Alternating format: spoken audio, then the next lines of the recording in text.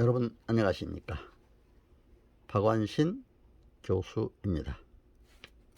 오늘은 애국애족 평화통일 주제로 여러분께 말씀을 드리고자 합니다. 금년 6월 호국보훈의 달은 특별히 의미가 있는 해요. 의미가 있는 달이라 생각이 됩니다.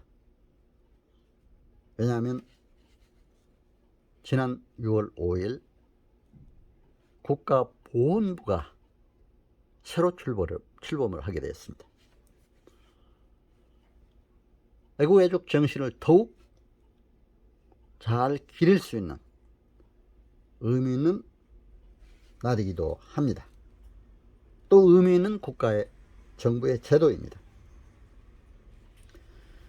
이제 이 보훈제도는 본격적인 체제를 갖추기 시작한 것은 6.25 전쟁이 발생한 1950년입니다. 정부는 50년 4월 14일 상위장병과 전몰 군경유가족에 대한 지원을 위해 군사원호법을 제정하고 원호제도를 도입하기 시작했습니다. 1961년 정부는 그간 사회부, 국방부, 내무부, 최신부 각 군본부에서 산발적으로 운영되던 보훈 업무를 통합 수행해서 중앙정부부처로 군사원호청을 창설을 했습니다. 1962년 군사원호청은 원호처로 승격을 했습니다. 그래서 그동안 원호처가 쭉 이제 취임하면서 74년 원호의 달, 호국보훈의 달이죠. 이렇게 지정을 하게 됐고, 취업부대 보호대상자 확대, 원호병원 체제 개편 등 정책을 확대해서 실시하게 됐습니다. 1980년대 경제발전과 함께 국민들의 복지 욕구 증대에 따라 1981년 11월 2일 한국원호복지공단이죠. 현재는 한국보훈복지의료공단이 설립되게 됐습니다. 1983년은 강동구 둔촌 등에 최신설을 갖추는 440병상 규모의 병원을 건립하고 이제 국립원호병원, 중앙보훈병원이죠. 전신을 이전 개원하게 된 것을 볼 수가 있습니다. 그리고 1985년 1월 원호에서 보훈으로 군사원호보상법 등 7개 법령을 국가유공자 예우 등에 관한 법률로 통합 일원화했고, 국가보훈의 기본 이념, 용어와 호칭을 모두 개정을 하기 시작했습니다.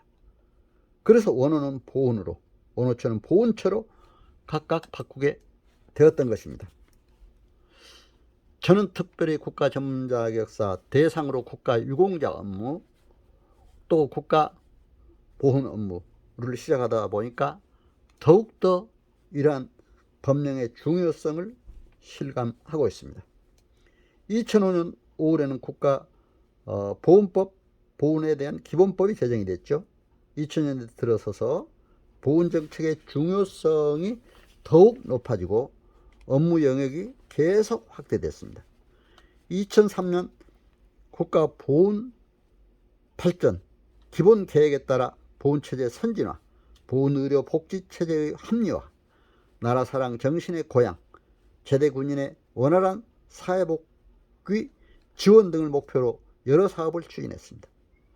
2005년 5월 31일 국가보훈 기본법 제정으로 지방자치단체 등의 보훈사업 추진의 법적 근거가 마련되기로 했습니다. 또한 2005년 문화관광부가 관리해오던 독립기념관이 보훈처로 이관되었습니다. 보훈처는 나라사랑 정신 고양을 목표로 해서 독립기념관의 시설 정비 등 기능 활성화에 나섰던 것을 볼 수가 있습니다. 이렇게 이제 그동안 보훈 업무가 많이 발전을 했습니다.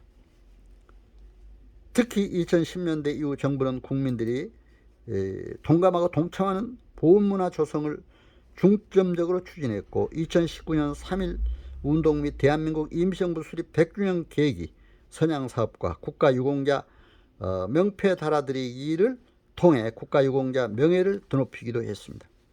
2022년 국내에 보훈시설을 건립을 했고, 또 이제 3월 1일 2022년 3월 1일 대한민국 임시정부 기념관 개관, 2022년 7월 27일 미국 워싱턴 DC의 한국전 전사자 추모의 벽 건립을 완료하기도 했습니다.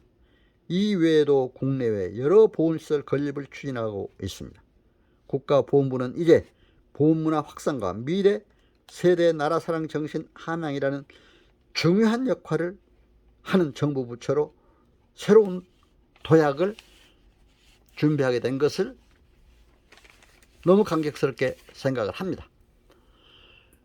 이제 이러한 애국 애족 정신을 제도적으로 또 국민 모두가 한마음으로 지키면서 앞으로 세계의 유일한 분단국인 평화통일을 위해 우리 국민 모두가, 우리 민족 모두가 함께 노력하는 것이 나라와 민족을 위해 희생한, 헌신한 호국 영령들의 애국 애족 정신을 기리는 길이라 생각이 됩니다. 세계에 우리나라가 유일한 분단국으로 남아 있습니다. 선진국 대열에 들어선 우리 대한민국, 경제적으로 사회문화적으로 크게 발전을 했지만, 그러나 세계에서 갈등률은 1위라는 언론 보도를 통해서 들은 바 있습니다. 지역 간, 계층 간, 이념 간 이러한 갈등 문제를 빨리 해소해야 되리라 믿습니다. 먼저 우리 한국 내에서부터도